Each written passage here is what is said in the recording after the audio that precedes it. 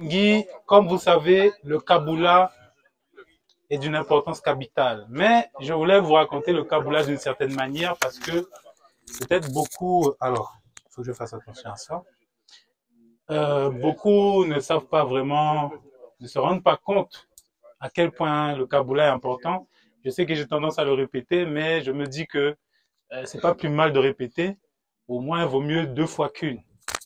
L'Empangui, le Kabbalah est très important. Lorsque on reçoit des guérisons, euh, les guides nous touchent, ils veulent qu'on parle d'eux. C'est comme ça. Parce que, on en a parlé, hein, bon, les gars connaissent déjà le processus. Lorsqu'on, les Pangui, alors, les Pangui, le Kabbalah est très important. Parce que lorsque vous recevez des soins, des guides, ça leur prend de l'énergie. La meilleure manière, parce que eux, ils s'en foutent de l'argent.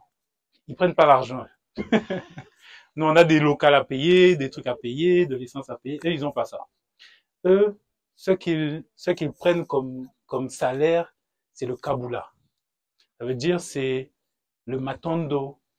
C'est-à-dire que dire matondo, c'est pour ça qu'on dit à la fin de la méditation, on dit matondo. Parce que lorsqu'on dit matondo, eux, ils reçoivent de l'énergie. Et ils nous accompagnent ici. C'est-à-dire que lorsqu'on parle d'eux, lorsqu'on raconte la guérison qu'on a reçue d'eux, eux, ils reçoivent du Zola aussi. Parce que les guides supérieurs sont en évolution. Lorsqu'ils aident l'humanité, ils évoluent aussi. Mais si on ne parle pas de ce qu'ils ont fait, c'est comme s'ils n'ont rien fait. Or, ils ont fait. Alors, ce qui est intéressant, c'est que lorsqu'on partage ce qu'on a vécu, ça s'amplifie. Parce que vous leur donnez, vous leur permettez de recevoir du Zola. Donc, qu'est-ce qu'ils font? Ils en vont encore. C'est-à-dire qu'en fait, moi, je suis un stratège. Ça veut dire que il y a des Pangui qui font des méditations, ils font des soins, ils font des pèlerinages, des rites, des choses comme ça.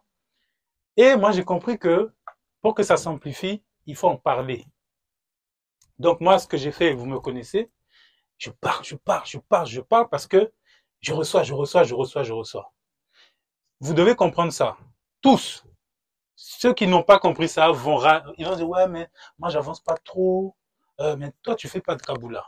C'est-à-dire que vous avez reçu quelque chose là, mais quand je mets les Kabbalah, je mets en image, par exemple, je mets les Kabbalah en ligne, c'est vu 2200 fois, 500 fois, 1000 fois.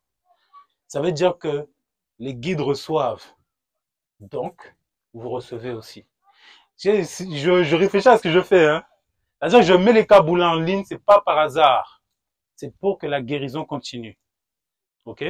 Parce que lorsque vous partagez une expérience vécue, les personnes qui vous écoutent reçoivent aussi une part de cette guérison. Ça veut dire que vous recevez un gâteau, vous partagez. Les guides, ils sont comme ça. C'est-à-dire qu'ils disent, bon, il faut qu'on trouve des ambassadeurs sur Terre. Et là, vous êtes tous là. Vous êtes des ambassadeurs. Et ils vous donnent un bout de gâteau. Comme ça. Un petit bout comme ça. Mais vous mangez tout. Vous ne partagez pas aux autres. Parce que vous ne faites pas le Kabbalah. C'est pour ça que le Kabbalah est très important. C'est une arme de destruction, bon, de guérison massive. Une arme de guérison massive. C'est comme ça que moi je vois ça. Et c'est ce qui me permet, moi c'est ça que j'utilise pour évoluer. Parce que je vous assure, quand on fait ça, ce qu'on fait là, nous là, les gars, on reçoit aussi de la guérison. Or on n'est pas, vous voyez pas qu'on est en transe. On n'est pas en transe, on est là, on vous accompagne. Mais ils disent, ils partagent. Ils partagent. Donnez-leur d'autres. Donc, la première fois, ils te donnent un petit gâteau comme ça. La deuxième fois, ils te donnent ça. La troisième fois, ils te donnent ça. Après, c'est une pièce montée. Un jour. Parce que plus tu partages, plus tu reçois. Il faut comprendre ce système. C'est très important. Vous voyez, notre tout le monde soit dit. Il reçoit autant d'énergie parce qu'il a partagé ce qu'il a reçu. Vous comprenez, hein? C'est-à-dire qu'il arrive à un niveau, là, tout le monde soit dit, c'est pièces montées multidimensionnelles. Ça prend tout l'espace. Et c'est ça la stratégie que j'aimerais vous partager aujourd'hui pour dire, pour ceux qui ont vécu des choses, ne vous cachez pas. N'ayez pas honte. Vous savez, Je suis Nganoé, mais je suis Gilles Grégo.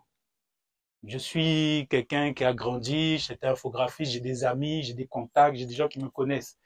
Je monte ma tête. Ne croyez pas que je connais personne. Je connais des gens aussi. Les gens me regardent, ils critiquent. Ils disent que oui, Gilles est dans une secte. Gilles est sorcier. Gilles, mais qu'est-ce qui lui est arrivé? Il est devenu fou. Mais je m'en fous. Parce que je m'en fous. Je m'en fous. Moi, je ressens ma guérison. Je sais que je viens pas d'ici, forcément. C'est pas important, moi, ce qu'ils pensent. Ce qu'ils pensent de moi, je veux pas dire le mot là, mais vous avez compris. Donc, Mpangui, est-ce que vous avez des Kaboulas? Après cette présentation, papa vient.